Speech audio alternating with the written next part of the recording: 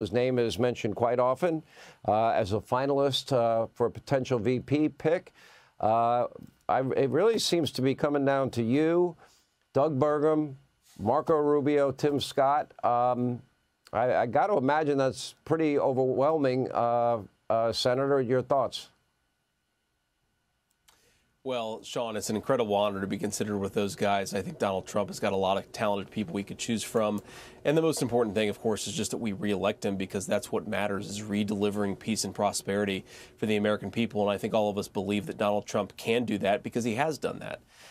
We have to remember, Sean, that the stakes in this election are so unusual and they're so obvious.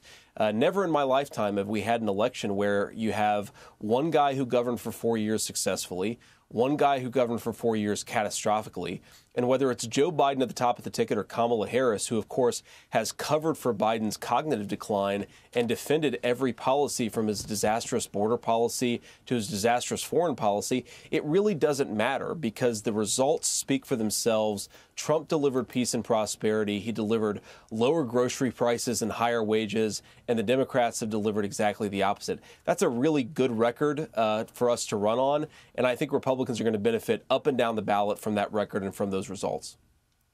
I keep pointing out the great cover-up and the great lie. Prior to the election in 2020, I was showing videos of Joe Biden's cognitive decline. And it's gotten worse, but it was very obvious before the 2020 election. Nobody could ever tell me with a straight face that they didn't see that what we were witnessing and playing every single night. The fact that they all covered it up, the media mob covered it up, the Democrats covered it up, the people around Biden covered it up. What's your reaction to that? Oh, it's so shameful, Sean. If we just talk about Kamala Harris, this is a person who for 4 years has saddled the United States with a president who can't do the job, and she did it all for political power. She knew that whether it was now or 4 years from now, she would be the person who stood to inherit the presidency. Well, what about the American people? What about having a president who doesn't invite Russia and other countries to be aggressive? What about having a president who doesn't invite Iran and Hamas to attack our allies? What about having a president who can function in the job and talk to world leaders without embarrassing us and, God forbid, causing a nuclear war on every single issue?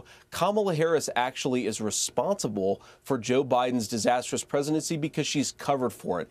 And like every other Democrat in elected leadership in this country, Sean, they all have gone on TV, on radio, on newspapers and said for years that Joe Biden can do the job and he's doing just fine. Well, now we know they were lying, and we should punish them for lying to our faces about it.